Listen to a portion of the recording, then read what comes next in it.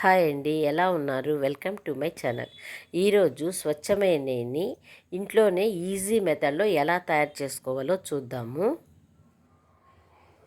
చూడండి, ఇది పెరుగు మీగడ అనమాట. నేను 10 డేస్ది ఇది. నేను పెరుగులో మీగడ పైది తీసేసి డీప్ ఫ్రిడ్జ్లో పెట్టినాను అనమాట. 2 బాక్సులు అయింది. డీప్ ఫ్రిడ్జ్లో పెట్టినాక ఎక్కువ గట్టిగా ఉంటుంది. దాన్ని తీసి ఇప్పుడు హాఫ్ అన్ అవర్ అయిపోయింది, బయట పెట్టినాను. బాగా చూడండి, మెత్తగా అయిపోయింది. దీన్ని ఇప్పుడు మనం మిక్సీలో వేసుకుందాము. చూడండి, మిక్సీ జార్లో వేసుకునేస్తాం మొత్తము.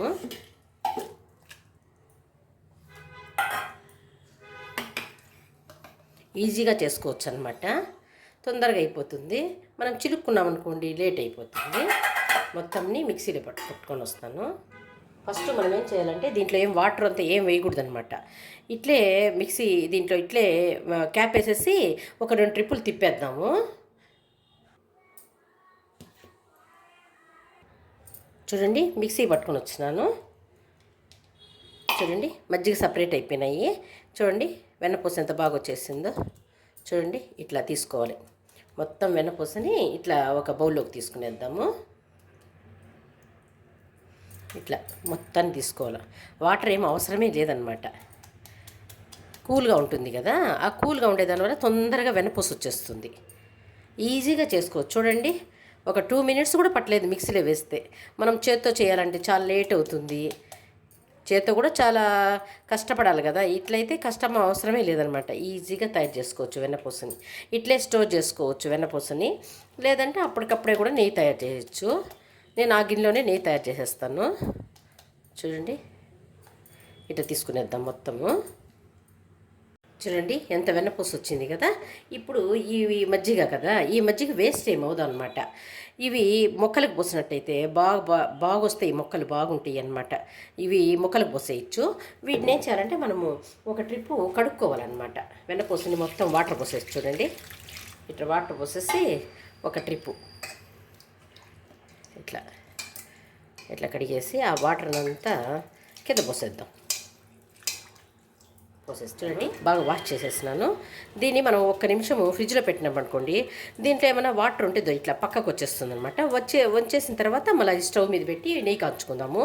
ఇది ఆవు పాలు కాదు, ఎనుము పాలు పెరుగు అనమాట. పెరుగులో మీగడే బాగుంటుంది. పాలలో కంటే పెరుగులో మీగడ టేస్ట్గా ఉంటుంది. ప్లస్ అది నెయ్యి కూడా భలే టేస్ట్గా బాగుంటుంది. పెరుగులోదే తీసుకోండి, బాగుంటుంది.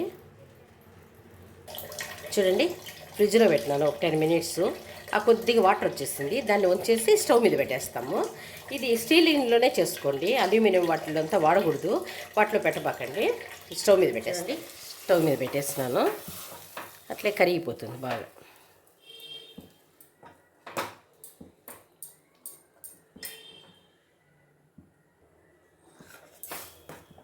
చూడండి, కరిగిపోతూ ఉంది.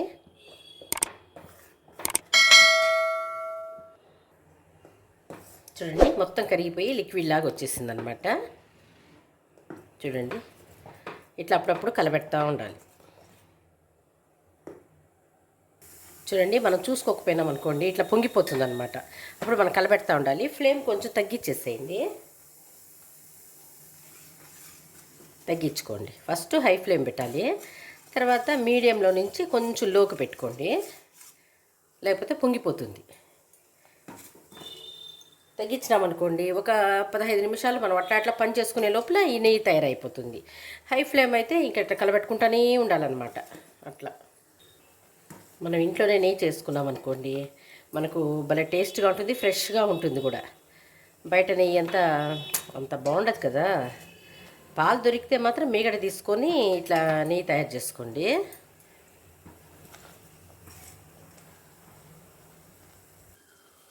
చూడండి, ఇట్లా బాగా చిక్కబడిపోయి దగ్గరకు వచ్చేస్తుంది.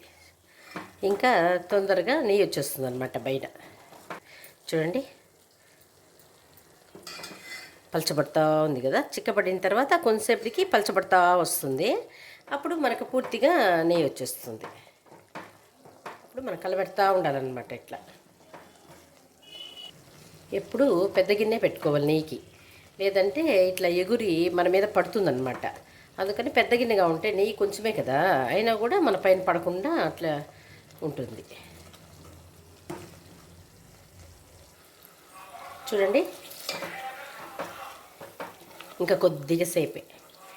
చూడండి ఇదంతా వైట్, ఇదంతా కొంచెము బ్రౌన్ కలర్ వచ్చేటప్పటికి నెయ్యి తయారైపోతుంది.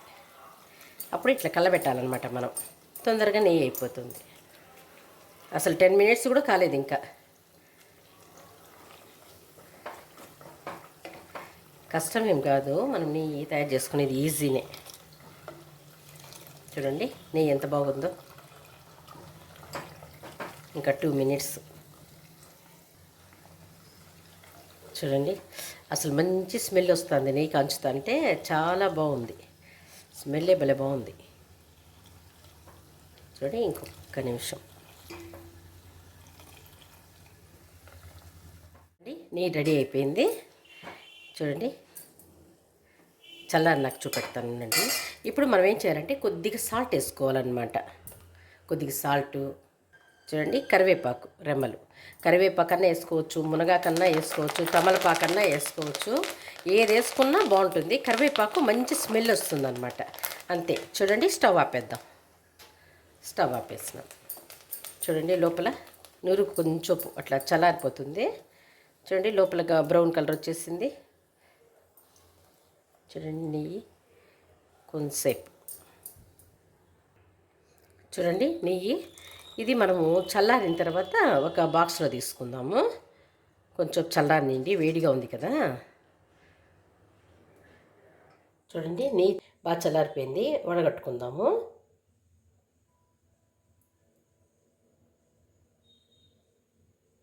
చూడండి మొత్తం వడగట్టేస్తాము.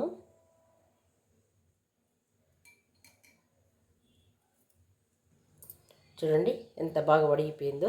ఇది గెస్సి అంటారు వీటిని. చూడండి నెయ్యి గిన్నెలో ఎంత ఉందో.